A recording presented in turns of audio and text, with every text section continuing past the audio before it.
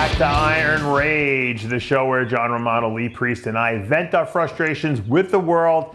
John not here today, still traveling, but I got Lee Priest, and today's topic, Lee, is a great one. It's a new show that's going to be taking place up in Canada. It's called the Ben Weider Natural Pro Show. So they're going to be holding an IFBB Pro Show that's all natural. I assume it's going to be urine tested, drug tested. And I was thinking right off the bat when I saw this, I thought it was a great idea. I said, they should get Lee Priest. Maybe Lee Priest can make this his comeback show next year. Oh, exactly. Well, having Lee Priest doing a comeback and a pro natural show are probably two things we might ever see. Yeah. Well, Lee, you are natural right now, and the show is natural. I don't know how long you have to be natural to do the show, but I imagine. I think I know in Australia, some of the natural organisations here used to be like 5 years or something, but how would they know what 5 years or 4 years? Because a lot of the times now here we don't even have urine testing. They hook people up to a polygraph. So fuck, bodybuilders are the biggest fucking liars out there. I'm sure they could probably pass a polygraph test. The old days they could sit there hooked to a polygraph with a 12-inch arm and tell you it's 20 and still pass the fucking machine. Looks 20 on Instagram, so it's 20 inches. Right. Well, the big easy way to beat the polygraph is just to take a Xanax or a Valium, and you can lie through your teeth and pass that thing. But I don't think they're going to be doing that. I assume they'll probably be doing urine testing. And I think the impetus. I know Ben Weider always wanted Olympic recognition for the sport of bodybuilding, and I have to assume that they're calling it the Ben Weider Cup because it's up in Canada. I know Gary Udit's running it, and I'm assuming that they're trying to do this in light of the fact that maybe the Olympics will pay attention to them. I don't know. I think it's a great avenue for giving bodybuilders who don't want to take the drugs a place to compete. I think that's great, especially in the pro ranks. Maybe they'll create a little niche for themselves there, but they're certainly not going to be accepted by the Olympic Committee. I mean, this whole Olympic recognition thing is so silly because, first of all, when the Olympic athletes get tested, they don't just get tested the day of the event that they run. They get tested all year round. There's random drug testing. So if they want to really, champion Olympic recognition, they would have to do out of competition testing, which is never going to happen. You know that, Lee.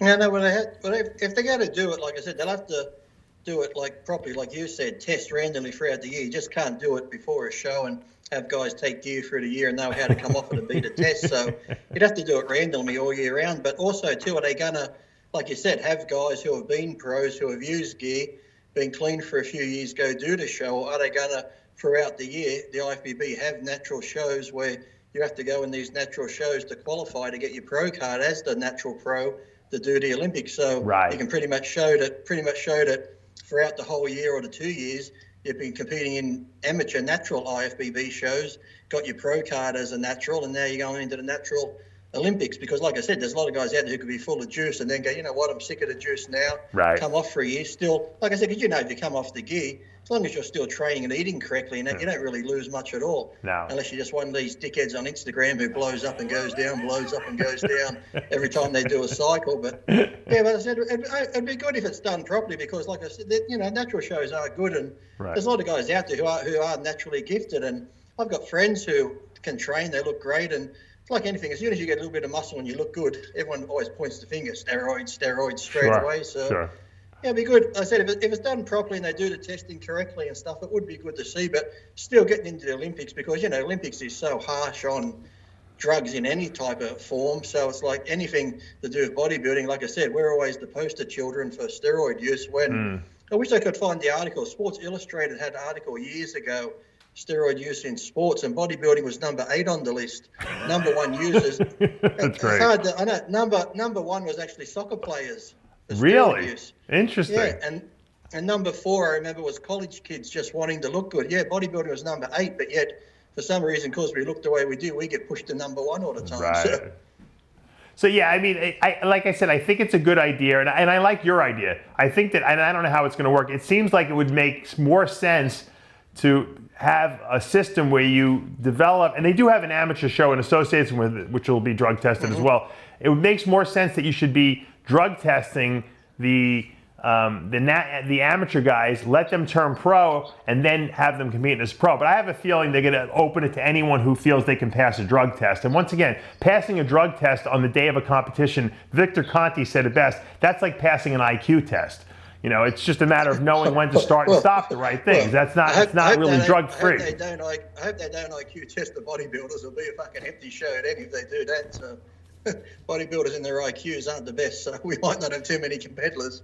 Stick to the drugs. More will pass the drug test than they will the fucking IQ test. Yeah, probably. I mean, because let's face it, I said it as a joke in the beginning. I mean, theoretically, you could probably go and compete naturally, and you'd still have a tremendous advantage from all the years of of what you did, over these other guys. But I mean, if you could pass the drug test, and I know you probably would be natural. That's the funny thing. You'd probably be the only one guy up there. I always said that because I always had good genetics and I responded just to training. As I said, I developed early at a young age. Even when I was competing in the pro ranks, I used to always say, I wish they would drug test these IFBB pro shows. I said, it wouldn't bother me at all because, I actually hated taking the gear all the time. So I always said, let's really test them. And I said, then it will come down to just sheer hard work and genetic potential, and we'll see who the top pros are then who can actually do it without the gear. So it would have been good to do, but, other people will always find a way around it. And that's the thing. Then you get these people. I know there's a lot of times where it's not actually the drugs that cause the problems. It's all the other drugs people take to try and master drugs. So right. It just seems to be a build-up of different things. But if they, like I said, if they can start off with some new avenue where it's going to be an IFBB amateur things that's going to be drug tested throughout the year to get competitors, that's good. But like I said, it's hard to say. Say like someone like Rolly Winkler. Okay, you can go 2 years without gear, and all of a sudden, Rolly's in the Olympics and passes the drug test. People are like, huh? How'd that happen? So, so they have to, like I said, I don't know what the rules are going to be. It's going to be interesting to see how they. Would you consider getting on stage if they did have a real drug tested, IFBB pro, type schedule, like, a bunch of shows out there? Of course I would. I think it would give you new life. It would. But like I said, what would you most likely see in your lifetime come first? An IFBB pro pass a drug test, or Lee Priest reinstated back into the IFBB? That's true. Well, maybe they would reinstate you just to invigorate this new division, since you probably are one of the few guys who could compete naturally and look really good. Maybe you and Darren Charles, It might snow in Death Valley before you see me on the IFBB pro stage.